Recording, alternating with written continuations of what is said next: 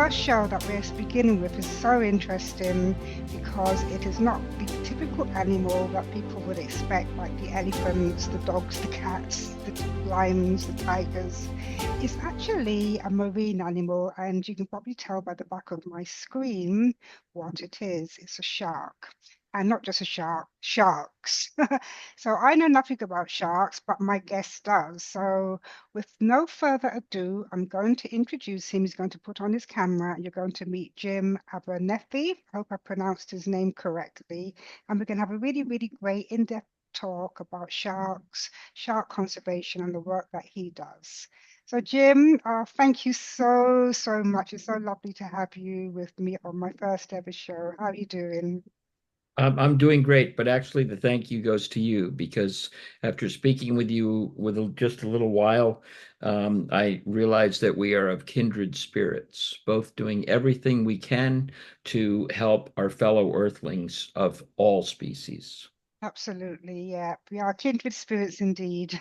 So, Jim, I did a little bit of research into your background, so I know a little bit about you, and I'm sure that some of the people watching know something about you as well.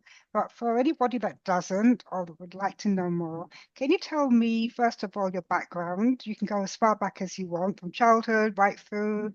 It's up to you. And also your love for marine life, what really got you to become interested in marine life, and then moving on from that, sharks. Okay. Well, after getting my business management degree in college, I came back and went for my first real love, which is the ocean, and more specifically, the diving industry, which is the means to get to what I really love. I got my captain's license, my scuba instructor's license, Mhm. and I pursued a life at sea. And that was really, really great. But your other question was how did it begin? Yeah. Um, well, how it began was I was blessed to have grown up just two houses away from the beach. Okay, wonderful.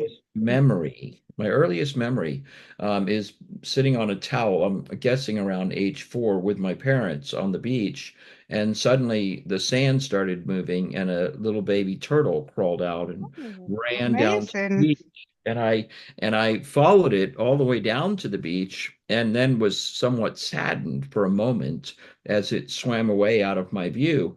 And then I turned around and realized that there were lots more coming down towards the beach, right Okay. next to where our towel was.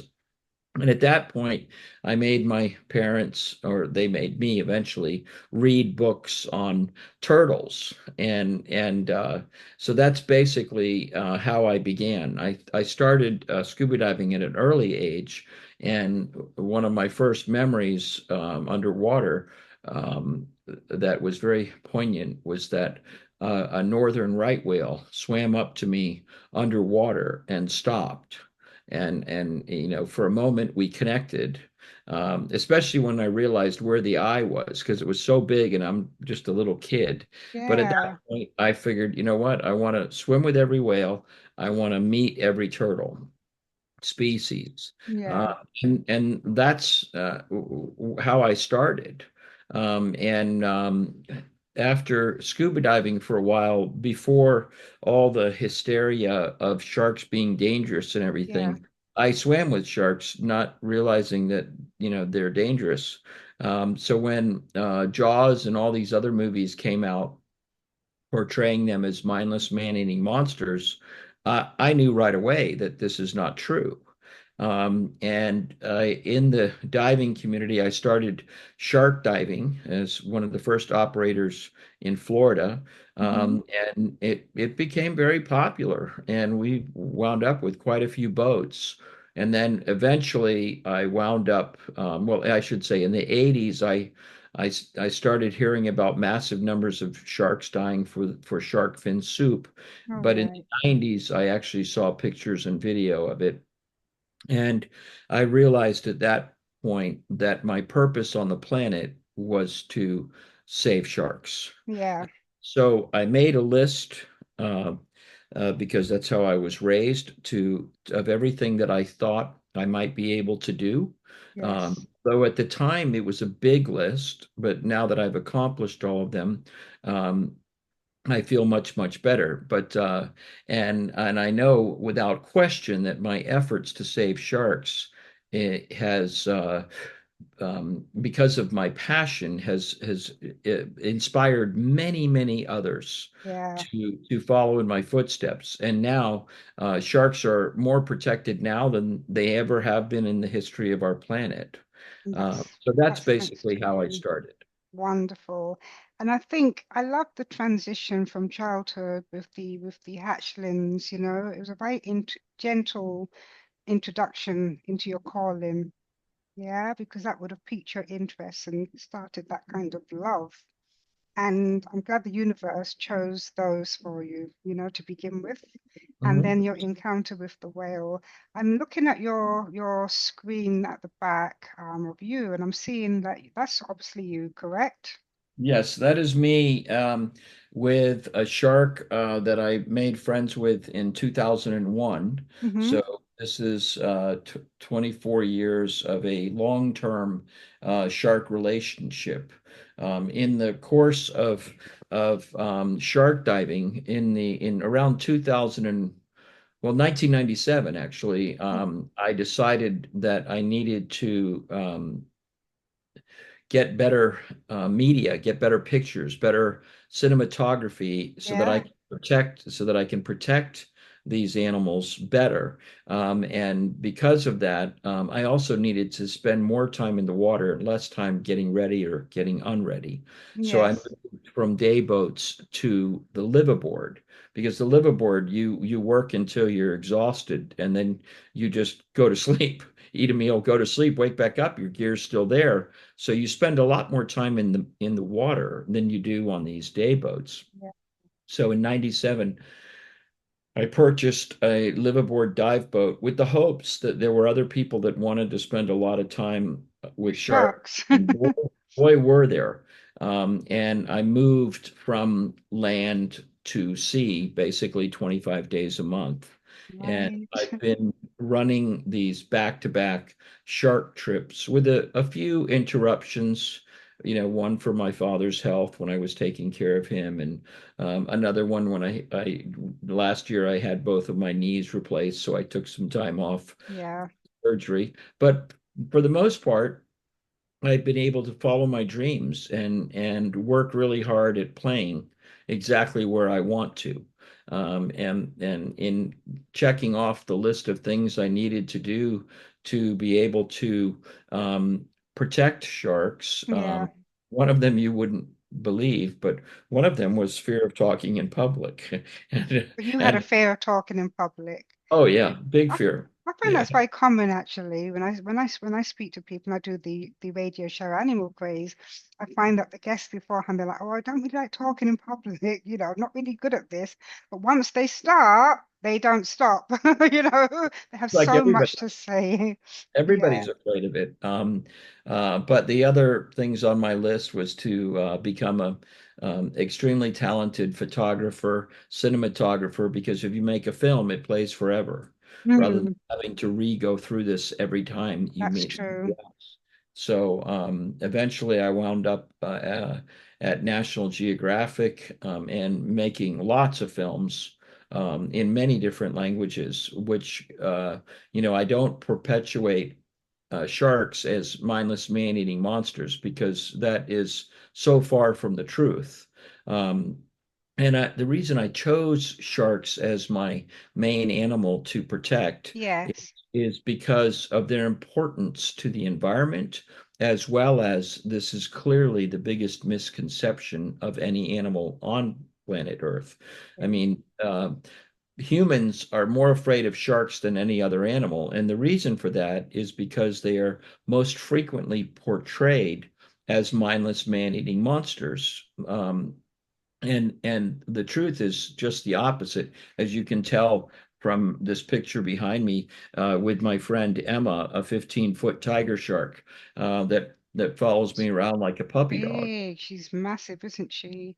And Well, it looks like, how she's leaning into you because, even though it's underwater and she hasn't got like big features or anything, you can say, oh, she's smiling, is she grimacing?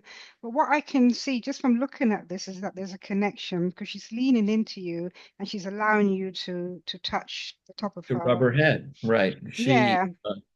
Can So, see it. so It comes across actually quite yeah, strongly that there's a absolutely. connection there. So that is wonderful.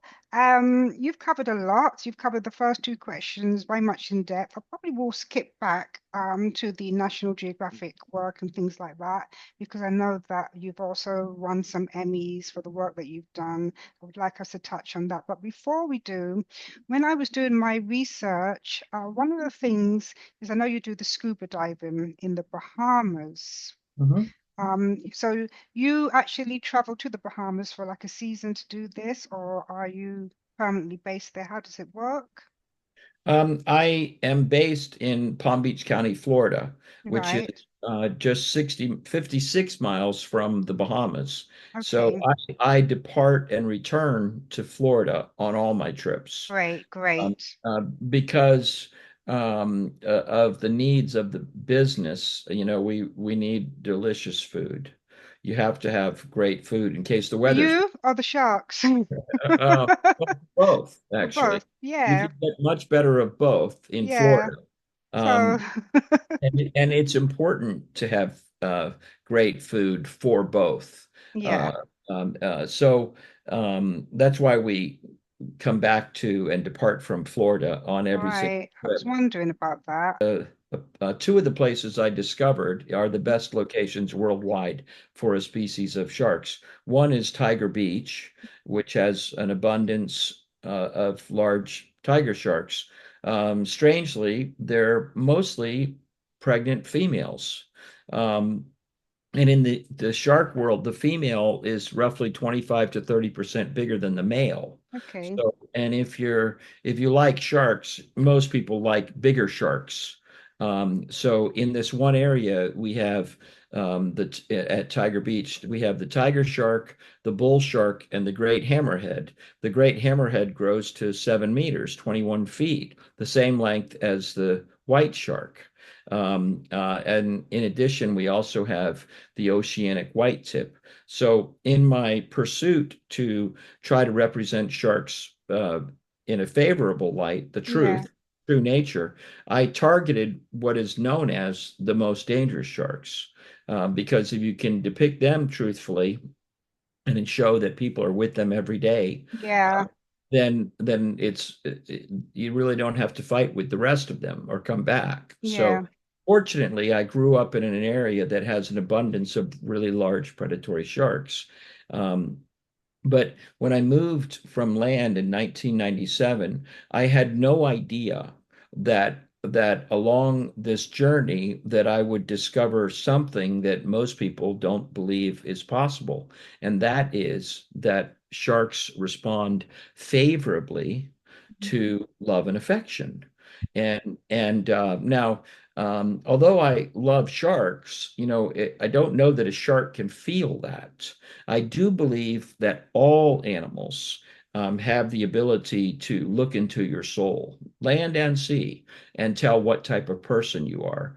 Um, and without question, all animals are sentient creatures. Yeah. I There's agree. a big false thing that fish don't feel pain.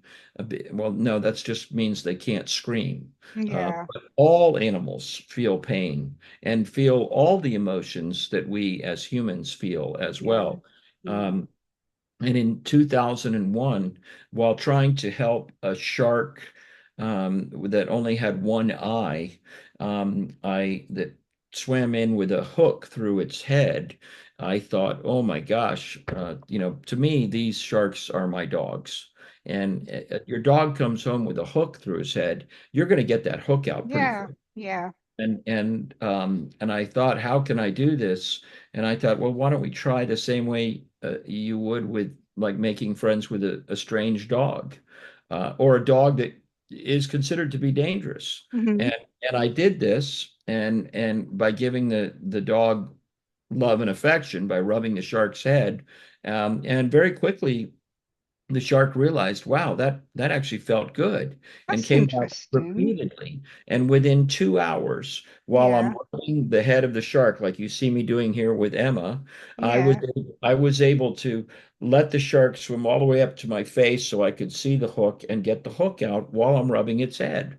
And right. at that point in 2001, I looked around at all the sharks. There's roughly over 200 within my view, and over 50% had hooks. So I thought I'll start a new conservation campaign. I just came up from the dive, and now I believe the trip is really going to get better. You see, this fishing line with 6 different hooks on it was trailing from the mouth of an oceanic whitetip that I was able to remove the hook. I'm going to make friends with all of them and remove all of their hooks. And during the pandemic, we ran roughly 5 trips that no shark had a hook. Um, so that was over 20 years uh, Hmm. of working on that one campaign. But there's still more fishermen and there's still more hooks, and now I'm Of very course. happy that my guests are actually helping me remove the hooks as well. Not by actually removing them. What I've done since 2014 Mhm. is I've been teaching my guests how to make friends with a shark without That's what I feeding. was going to ask you because one of the things that I'm thinking about, most Mhm. animals, even your pets, yeah, when they're in pain, they can become frightened. So how they react to you is not always going to be the same, especially if they think, oh my gosh, am I going to experience more pain? So I like the fact how you were able to, in a sense, distract the shark by Love and affection. love and affection. The pain's still there, but the shark's no longer focus on the pain.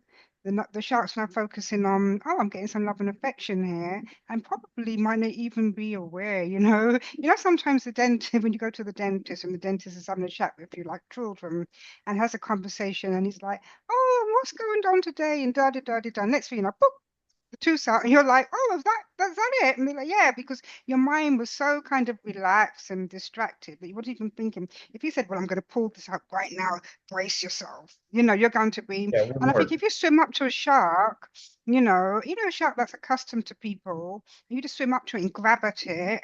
I would imagine that the shark would probably be a bit, hey, back off a bit. I need to kind of process Yeah, what's going well, on here. So your training incorporates how to approach the sharks in the right way, in order for your guests to be able to help them. actually, we don't approach sharks. You We let don't? the shark approach us. You Oh, see, okay. sharks have 2 sensory systems that we don't have. One Right. that you're referring to right now is actually called the lateral line system. Like if you were right in front of me right now and I put my hand towards you, you would not feel it. However, if you were a shark, you would feel it and you would look at that as aggressive. And because no shark has ever watched one of these sensationalized shark shows, Hmm. they don't know that they're badasses and that they're supposed to eat people. That's very And the truth interesting. is, they're afraid.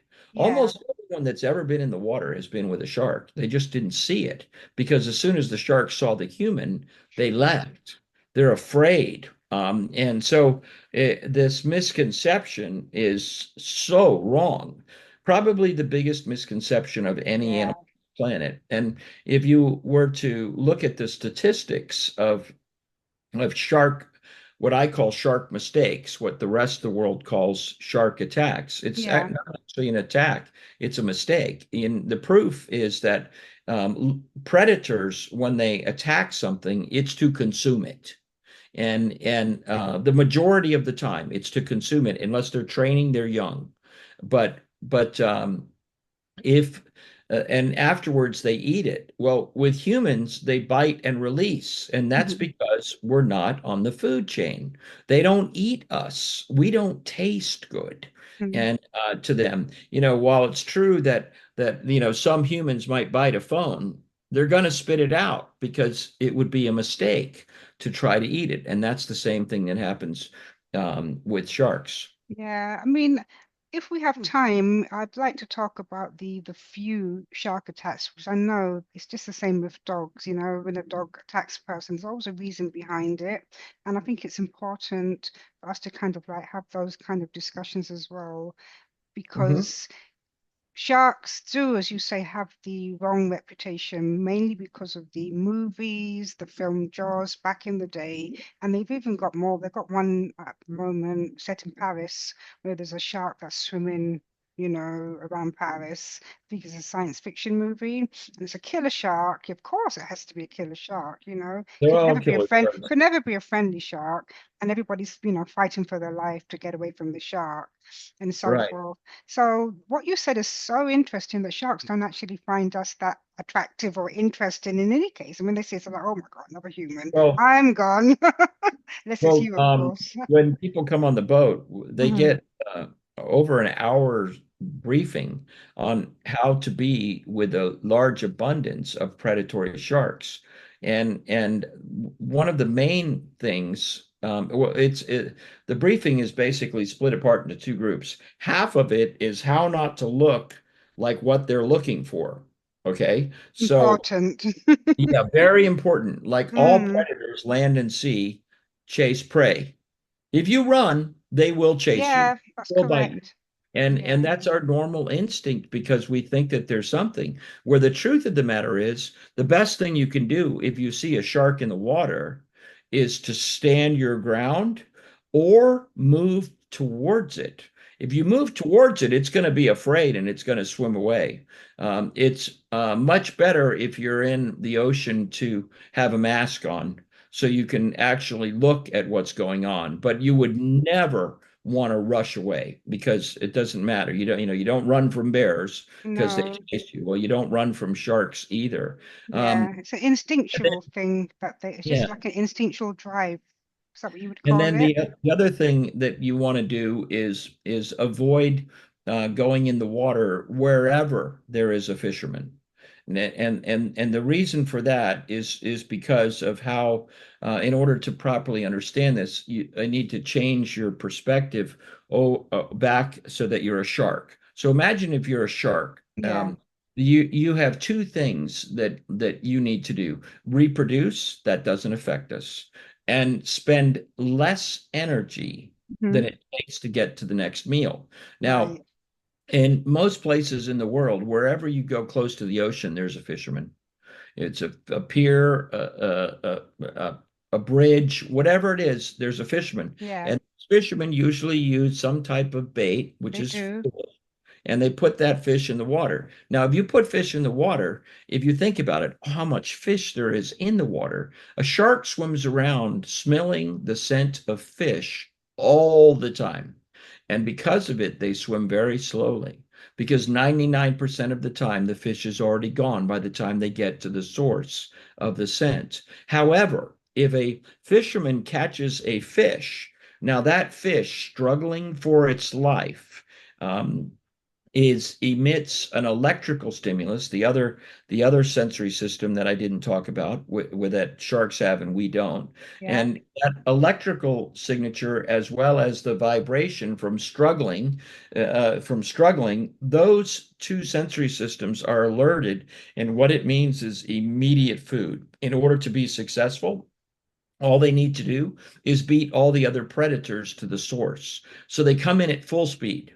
And in the process, if a surfer paddles with his hand, that's the same signature. Now I understand. It's Right. bit Makes and it sense. releases. So the best thing you can do to Yeah. avoid a shark mistake, or what the world calls a shark attack, Hmm. is don't go in the water if there's a fisherman. Just go somewhere else. Um, Yeah. and always go in with a mask on so that you can see what's actually around you. And if you see a shark, don't run. If it, stand your ground, they're not going to bother you. They Yeah. may come close if they're curious, but if you Curiosity. towards them at all, they're going to leave. Okay. So So looking again at Emma and what you said so far, my next question was, from your experience diving and working very closely with sharks, have you noticed like individual traits? So for example, a breed of dog is a breed of dog. Everybody could say, oh, Jack Russell, they like digging, they like climbing, they're full of any high energy dogs, but they all have their own individual traits as well. Going personalities. back to personality, so going back to them being sentient beings, your experience them with the sharks, do they have like quirky, interesting cheeky personalities even, Can they be a bit Absolutely. naughty? Okay, And yeah. and sharks are exactly the same way. In fact, I venture to believe and state that all animals have individuals with different Mm, personalities. We are all different, yeah, we are. and sharks are the same. Some are very afraid of humans and will never come close. Hmm. Others, like Emma, who's had, 2.5 decades of love and affection, is They're not beautiful. very concerned with humans at all and comes in very close. Now, if it's a new human, she will give them a bigger space until to probably, I'm assuming, to see if they have proper shark etiquette, which Mm, does include not grabbing or holding or restraining. No animal likes that. no, they don't. That's true. So, but they Yeah. all have individual personalities. In all these years, I've removed 5 hooks from Emma without taking her out of the water. And those, after I get the hook, one of them was really bloody. One of the hooks was in a bad position. And even though she was bleeding, I got the hook out and showed it to her. She's bleeding. She bled for about 3 minutes, a lot of blood, and I Hmm. showed her the hook. I always show her the hook, and I believe that that's why she comes to me and shows me the hook so I can get the next one out, because Yeah. it's got It's to be not painful. understanding. Yeah. Yeah. It's not understanding. Um, so you're basically saying that they do have their individual personality, just like any other animal. And Absolutely. you have the shy ones, you have the more bold ones. We're not supposed to approach them. We wait for them to approach us. Okay. Hmm. Yeah, And in terms of when they're approaching us, I would imagine that many people for the first time are going to feel a little bit of anxiety, fear. So what do you say to people to help them to kind of like relax into the moment? What when you give them a wow. special training beforehand? That is could be overcoming a lifetime of misknowledge, thinking Hmm. that they're dangerous. So it could be um, very difficult. If you want to overcome your fear of sharks, go with an operation that does a proper briefing on how to be with large predatory sharks. And that'll change everything. In fact, from there forward, I've had people email me 2, 2, 3 years after their trip and Hmm. say, while I was out surfing, I found a big tiger shark. I put my face in the water so that I could see it. I got off my surfboard so I could enjoy it. Right? Just the opposite of what you would think people would do. But once you have a knowledge of what they're Hmm. about, I mean, especially something we haven't covered, but I know it's on your list, is that Hmm. why are sharks important? And Yeah. that is really critical. You see, over 50% of the air we breathe, over 70% of the protein we eat Hmm. comes from our oceans. The shark's role in the ecosystem is to remove the dead, the dying, the diseased, and I don't really like this name. I'm going to call it dumb, but you could be Einstein fish, brilliant fish. And if you scrape up against a coral reef, now your scales are ajar, and you put out an electrical stimulus, and that fish could be taken out. But so the ones that make mistake, Hmm. essentially, they're cleaning our oceans. They're the vultures of the sea. So basically, very few animals, land or sea, can actually eat a decomposing animal. Sharks can without Yeah, getting sick. And yeah, without sharks, without vultures, we would be living in an area of massive bacterial load from decomposition. yeah, And all the animals that eat those, that can't eat those, get sick. Like, for example, domestic dogs get rabies if they eat a decomposing animal. And then that certainly means their death. yeah. That's So such an we, important point, really very important point that you've covered yeah, about the so fact how they do keep the oceans clean because people take it for granted, you know. We go on our catamaran cruises and things like that, you know, we take a dive-in holiday and we expect, you know, we talk about plastic, we all know about plastic waste and we know that we may find plastic in the sea, but we're not really expecting, and we don't often see dead fish, you know, or even dead humans, to be honest, right? We don't see anything like that, and that's because of sea creatures like sharks that are doing that work. That's one of their, I won't say it's the only purpose, but that's one of their purposes, isn't it? And that's very important for us to be aware of because it's that thing about the balance. And I was speaking to a friend who's from the Barbados Sea Turtle Project, and she was saying that, you know, with the overfishing that goes on in certain regions of the ocean, what happens then is that they have a prolific of the jellyfish. The jellyfish start to, you know, that's multiply. pretty. Mhm. Yeah, because the jellyfish are in the same areas, and then the people are also hunting the turtles. So there's less turtles to eat the jellyfish, and it becomes, you know, Out it of tips the one. balance and it becomes very chaotic, you know. The sea, there's a dysregulation then. This it's not working in harmony like it should. There's no balance. The way I would state what you're trying to say, Hmm. also allow your viewers, your listeners to do a little bit more research, is Hmm. basically there's no question, no matter where you live on the planet, Yeah, we are all connected to all other animals on the planet. we And are. when you have an apex predator, land or sea, and you remove the apex predator, basically you're taking that ecosystem and moving Hmm. out of balance. And the even our best scientists are Hmm. not able to predict how we are all connected. But because I've done a lot of work with films, I always try to do the research so that we can add in this. I'm forgetting the name of it now, but for example. I'm just trying to give you some examples. In Hawaii, they suddenly noticed that the main fish that they fish, it was no longer there. Um, Yeah, they didn't know what it was, so they hired some scientists, and the scientists said, "Well, the reason that these jacks are no longer there in abundance is because you wiped out all the tiger sharks." And they said, "What do you mean? This is a jack, that's a tiger shark. How are they connected?" Well, you see, the tiger sharks come in close to shore to feed on birds. The birds feed on the larvae, the baby jacks. And because we killed all the tiger sharks, now yeah. the populations boom, and they feed on the fry, the babies of the fish. And that's why we have no big fish. So it's all connected. It is. So the shark is actually what is known as an ecological engineer. Yeah, Love although that. they eat Ecological engineer. I'm going to give you one more word in similar like that, but an Hmm. ecological engineer, while it's true that they eat everything, their mere presence provides an abundance for a huge diversity and abundance of many more animals.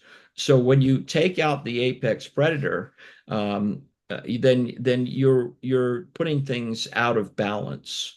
And right now in Barbados, as Hmm. well as Florida and the Bahamas. Um, Years ago, they noticed that the reef fish, there was actually a Yeah. non-profit reef, which stands for Reef Environmental Educational Foundation, and reef there's are divers that count fish, and they noticed that the fish were disappearing. The tropical fish that we love to see, these bright colored You're tropical right. on the Yeah. corals. And so they hired a scientist. And what the scientist said is the reason you don't have any fish is because you wiped out the sharks. Yeah. 90% of all large Is that sharks are amazing? gone. So Wow. why? Well, without the sharks, their secondary level predators, which is snappers and groupers, Mm-hmm. boomed. And they feed on first level herbivores. Herbivores are plant eaters, Mm-hmm. and they eat a variety of plants, including algae. But when the snappers and groupers about were there in abundance, they wiped out the herbivores. Without the herbivores, the algae covered the reef. The tropical fish couldn't hide, and they got taken out. So everything is in balance. It really is. Yeah. There's a word here I can't think of at the moment, but uh, not ecological engineer. I can't think of it at the minute, but I'll later. It become, but this is why I think it's important for conservationists like yourself, really, when you're, because education is key, isn't it? Yes. Referring back to Barbados, with the Barbados Sea Turtle Project, and also the ones that do that, we've got the coral reef, people that try to look after their plant in nurseries, and they're doing different things around. If you've been to Barbados, you know that we've got wreckages, under, and they're trying to build up the marine life there. They're creating nurseries and different things. But for it to be successful, everybody needs to be on board, You have to make sure that the sea operators understand, the importance of this, not to be overfishing. Then you have to make sure that the government's Department of Fisheries, for example.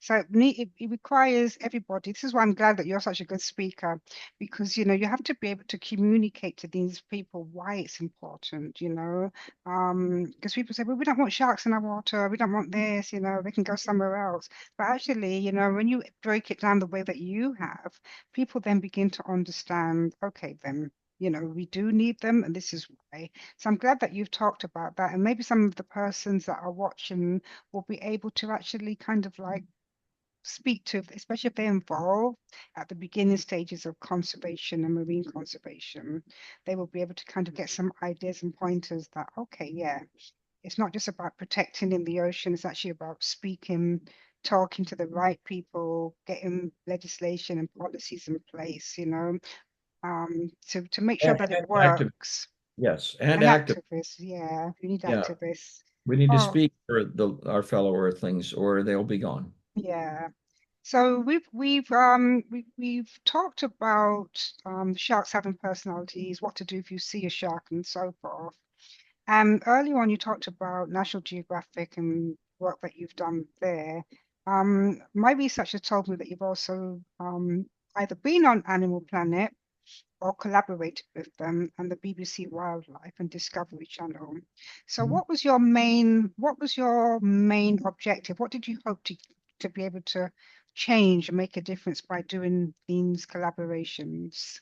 Well, with all the films, well, first of all, I require first right refusal because so many producers and some channels specifically want to portray sharks as mindless man-eating monsters, and that's not true. And that Mhm. goes against my passion for protecting sharks. Yeah. I want to show them their true nature, what they're really about. And by doing that, I know without a doubt that more people will fall in love with Hmm. these animals and protect them. I mean, Yeah. the country that I operate in the most, which is the Bahamas, um, in 2010 had a serious issue that a country that was already approved to take 5,000 sea cucumbers now had applied for a shark permit. And Wow, that sounds very worrying. That sounds scary. this is the way that I'd like you and your viewers to think about it. Yeah. Imagine that somebody's come into your house and they're going to take all your cats, and what they're going to do is they're going to hack off their legs and their Ooh, tails and then leave their why? Why? bodies alive at the end of the road because they only want their fins.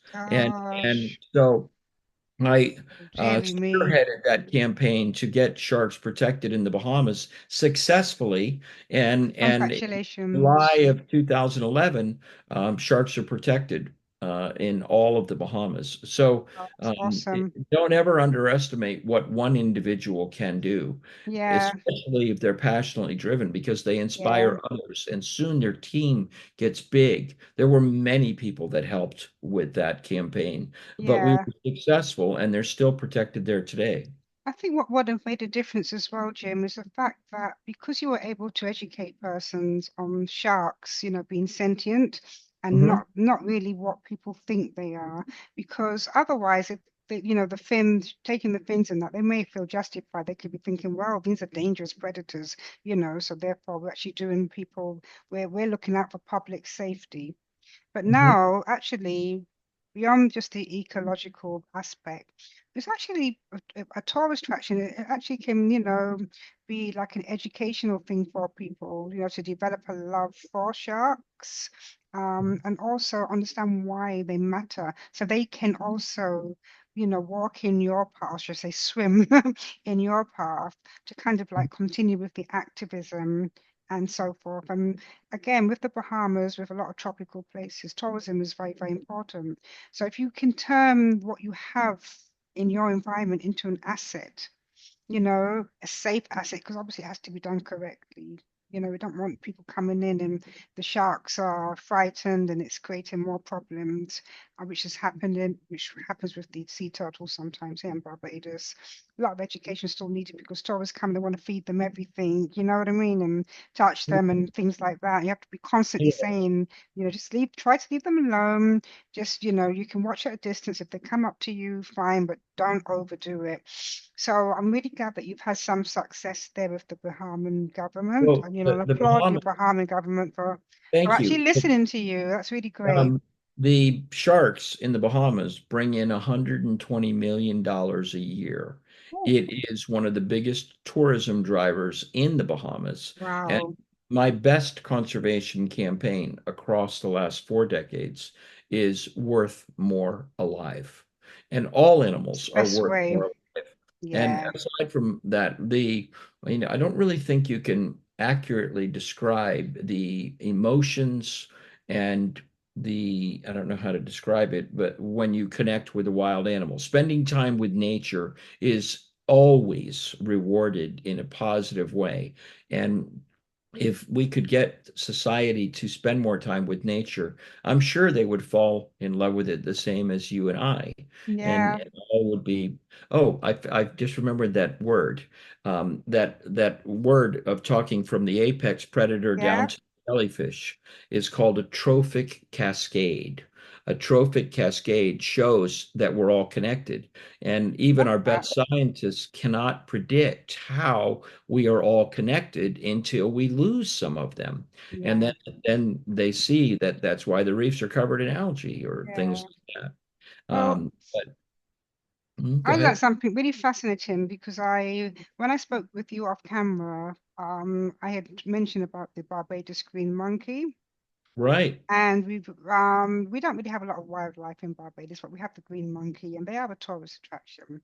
But when I was doing research and learning about them, one of the things is that they actually can be pollinators as well. Don't ask me how and everything. I'd have to kind of like speak to my friend. She's the monkey expert. But they actually really do help with, the reproducing of trees and fauna on the island. Absolutely. And I was like, people say they're such a nuisance, but actually, if you was to lose them, that's going to be a problem too. Even flies. Imagine if we didn't have flies, what would happen? Do you know what I mean? So Yeah, everything, this nature doesn't make mistakes. I think the only time we have an issue is when the balance is kind of like disturbed, and then that's when the absolutely. restoration has to begin.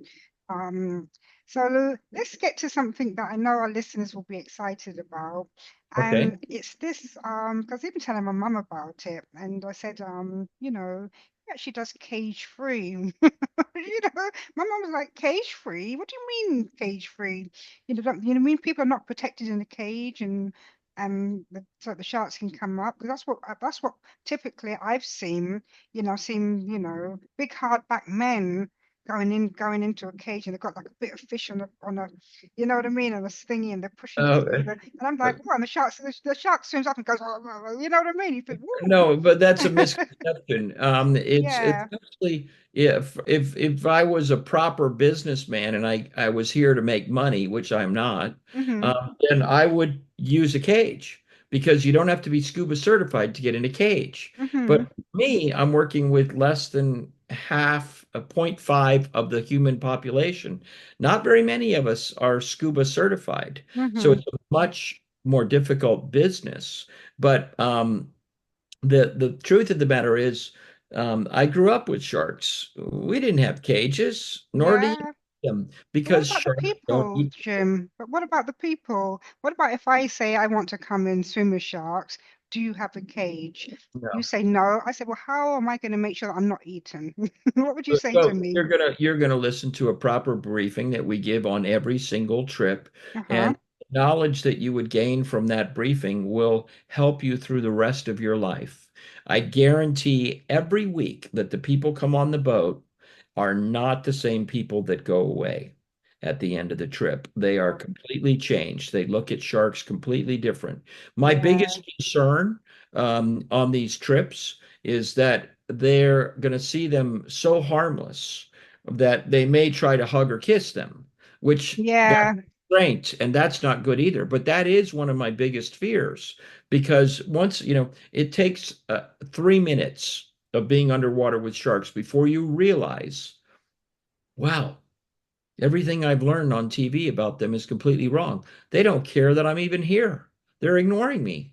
And which is just the opposite of what you would think Yeah. based on all these shows. And over 90% of the shark shows that are out show them as mindless man-eating monsters.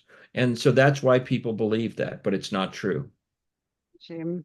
So with you've covered about how it helped with the tourism, in terms of generated all of this, income which goes back into the Bahamian, Government. Right. economy, government, and so forth, helps the people. I guess it helps kind of like just raise awareness of people just to go to the Bahamas for holiday.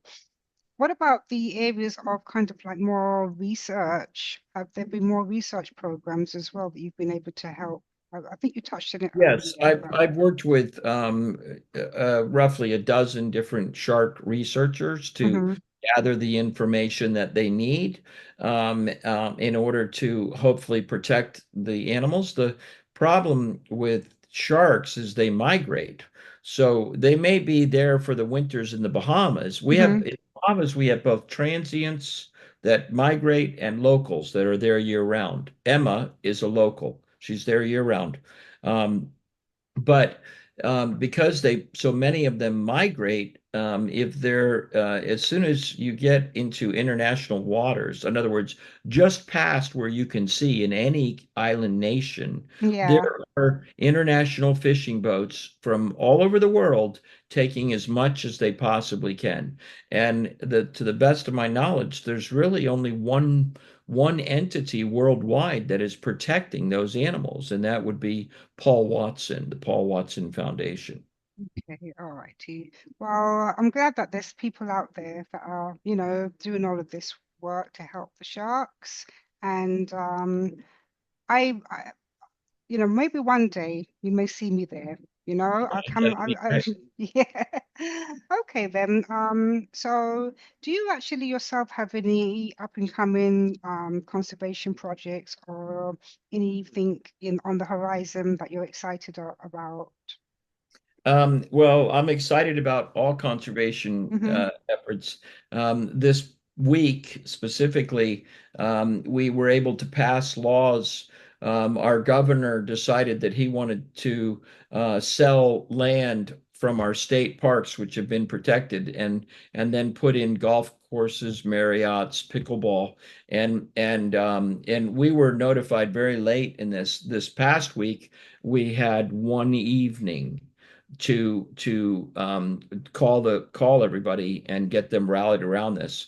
But there were two laws in the process of going through the the paperwork and all the things that it need before they address and vote on a law, and those both passed this week. So I'm That's still great. riding on the excitement of seeing my local Floridians come out of the woodwork to defend nature and Yeah, fight against our government, which is destroying it. Um, yeah. and which is so sad. It's so sad that our government wouldn't see the value of the wild spaces that we still have left. Yeah, the same here in Barbados as well. We're only a small island, 14 by 21. That's how small we are. And Uh-huh. construction's a big thing. And people are important and recognizing population growth, but it has to be done in balance. My thing is build up, rather than building all Yeah, these well, houses because it takes up the trees and it's already hot on the island. Imagine if we lose more and more trees and then we have a problem with the monkeys because when you cut down their areas, the gullies and the areas that they frequent, what are the monkeys to do? If you cut down all the fruit trees that they have, then the farmers say, "Oh, the monkeys are taking our crops." Well, why don't we plant some food for the monkeys back in their areas and not build there? You know what I mean? right. And To me, it's and common well, sense, but there are many green buildings all over the yeah. world now. You can, there's entire cities that are green.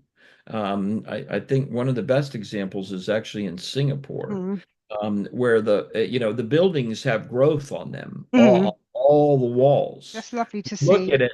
Yeah, and the birds are nesting there, the life is coming back, the insects Yeah, are coming back. So the pollinators, the butterflies, everything comes back. beautiful. So we just have to get government officials that realize that we need to work with nature, right? Rather than working against nature for providing spaces for us. We need to save the spaces for our wild animals as well. Yeah. Okay, so anyone that's watching that's inspired to dive with sharks, all right? I'm gonna provide the links and everything. But what is the name of your company? It's Jim Abernethy's Scuba Adventures. Our website is Mhm, scuba-adventures.com. And if you search my name on Instagram or Facebook, mhm, but my last name is spelled Abernethy, mhm. Abernethy. You will find my Instagram pages, and that's probably the best way To make keep up with contact, because I them. imagine that. And do you have when it comes to people that want to dive with sharks, do you have like different nationalities, ages? Have you done work with children? Because or do you find it's a certain type, like the surfer types of the kind of Um, adrenaline type of people? No, no. In fact, there's only, as I look back across all these guests that I've taken, there's only one person that you would think is an adrenaline person. People that come with me are nature lovers. Right, okay. And many of them are underwater photographers trying to get better at their craft. Right, Um, yes.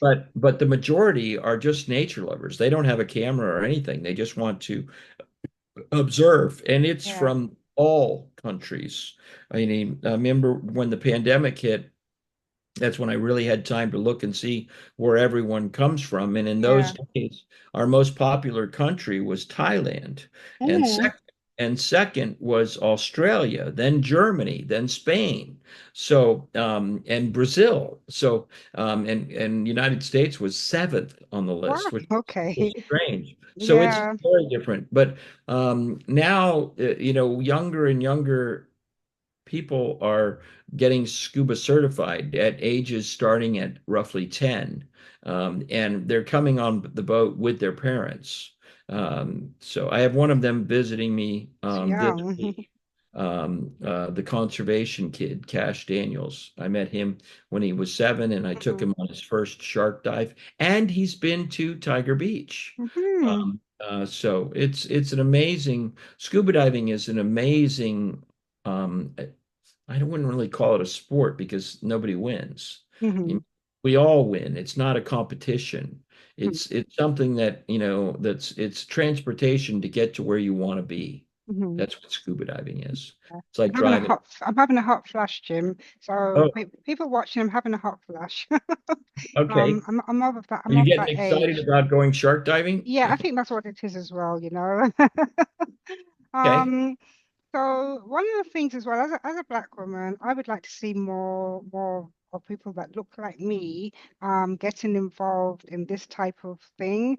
Are you finding that that different ethnic groups? I know you mentioned Thailand, Australia, and so forth, but you're finding different ethnic groups are beginning to sort of show interest in conservation and marine conservation in particular. Absolutely. Although, if I look across the ethnic groups that have come with me, Yeah, uh, the Black community is the least number of people that I have. yeah, I've made efforts in the past to try to inspire the Black community here locally into scuba diving. A bunch of them are now scuba certified. awesome. But they were kids during that time, and now they're off to college. Yeah, So hopefully when they get back, I'll be able to see them again. But yeah. many of them learned to scuba dive and enjoyed it, but That's great. all of Yeah, them learned to swim and snorkel. yeah. So So I mean, they can be ambassadors, you know what I mean? yeah, I Mm-hmm. started in my area. There's a world-renowned dive site that's actually in town. It's called the Hmm. Blue Heron Bridge. It was Hmm. voted best shore dive People's Choice twice worldwide, Yeah, and it was sad for me to see the white people making all the money on this dive location. So I started a nonprofit to hopefully get more of the Black community, which is the town where the dive is, right. into scuba diving. Um, so that when they get out of college, hopefully they'll come back and follow their dreams.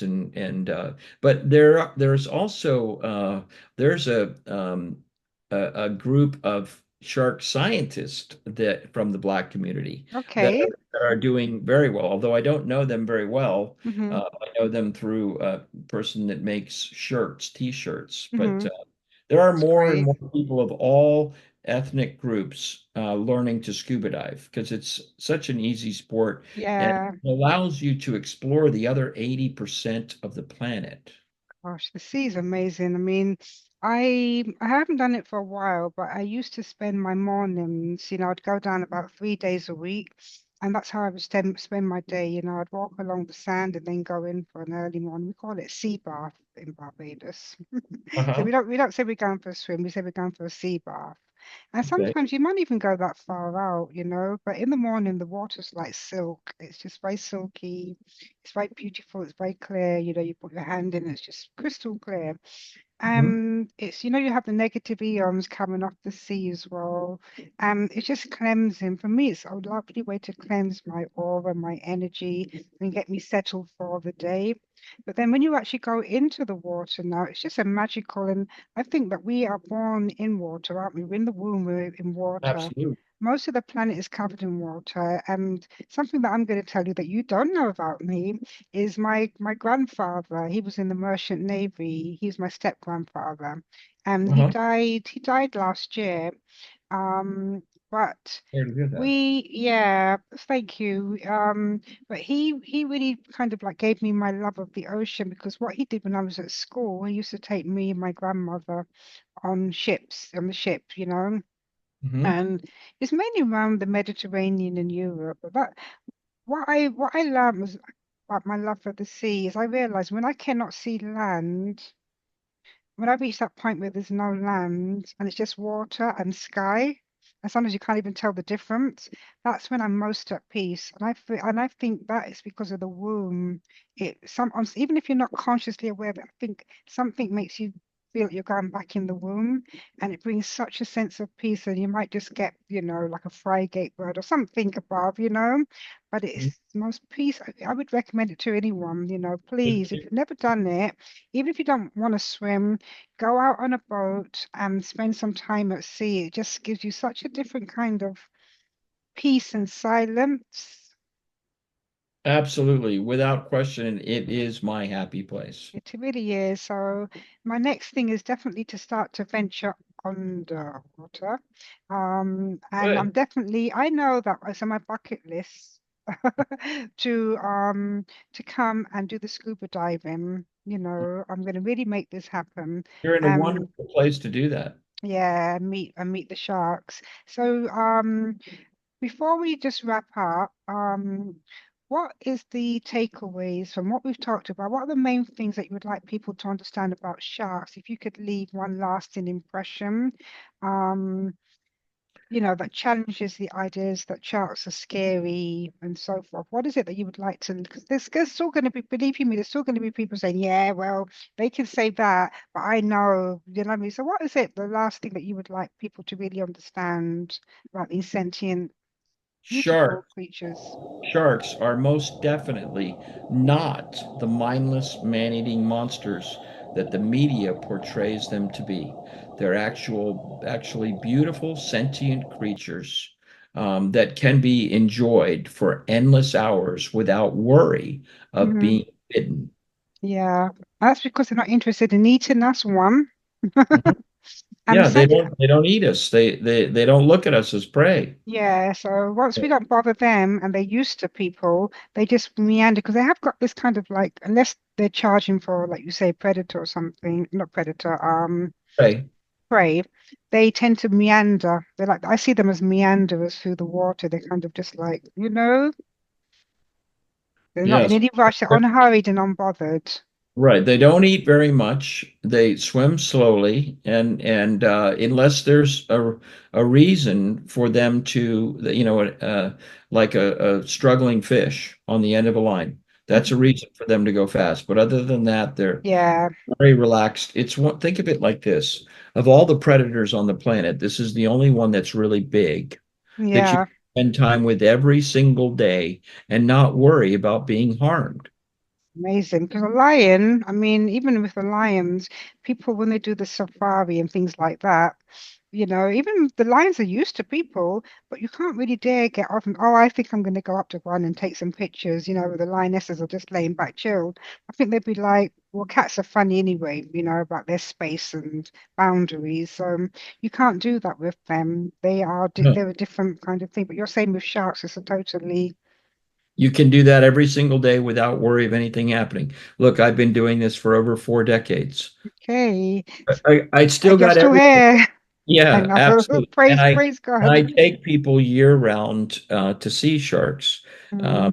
and the ones that I show them are the what is considered to be the largest, and projected as mindless man-eating monsters, And the but that's largest not true. again, and the sharks again, just quickly. The largest sharks in tropical waters are the tiger shark, the Mhm. bull shark, the great hammerhead, and the oceanic white tip. And what about the All of great those. white then that people talk about, like the barrier reef, the There great are white? white sharks here, but they're not prevalent. That's a colder water, temperate water Oh, shark. see, so it's a different Uh, type of. yeah, but Okay, although they do swim into tropical waters, they're not found here very often. okay then. So for me, the takeaways that I have from our discussion, which has been very, very in depth, I'd like you to come back to do a part two another time. I would be honored. Um, thank you. But the takeaways for me is one that, it's demystifying the myths around sharks. And I'd like to urge persons to continue, don't just stop here. Research, learn about sharks and spread that. I'd like schools as well when they're doing their, curriculum education children, I'd like teachers as well to kind of like help children to appreciate and value our sea life, including sharks, to help Mhm. dispel the myth. The other thing is the importance of the ecological systems that are in place across the planet and to understand and recognize the importance that sharks play within that. So it's not just about they're not dangerous or anything. It's about respecting and understanding the value. Sharks provide value to the earth, so they deserve a place here. They're not just taking up space, they're actually serving a very critical, important role. So that's the other thing. And the last thing is, people have fun. We've only got this one life. So if you're thinking, what, that sounds like fun, then visit Jim's what's your Instagram called? Jim It's Abernethy? Jim_Abernethy. Yeah, please visit and learn more, connect with his website, and tell your friends as well, and go swim with the sharks. It's something that you'll never forget, right, Jim? Absolutely, absolutely. Okay So then. wherever we live on the planet, we all, whether you're a fisherman, an environmentalist, an engineer in the middle of the country, we all want a healthy planet with an abundance We and do. diversity of animals, I land agree. and sea. So Yeah. let's protect the animals that protect our oceans, Yeah. Mutual the, respect. the Yeah. lungs of our planet. Absolutely. Yeah. Well, Well, thank you so much. Jim, It's an honor speaking. yeah, it really has. And like I said, I hope to have you as a guest again, but I really appreciate your I'll time look forward to that. today. And you're going to be going back out soon. Is that right? To do another. Always. Well, Always. I hope it goes really, really well. And I will continue to follow you on Instagram.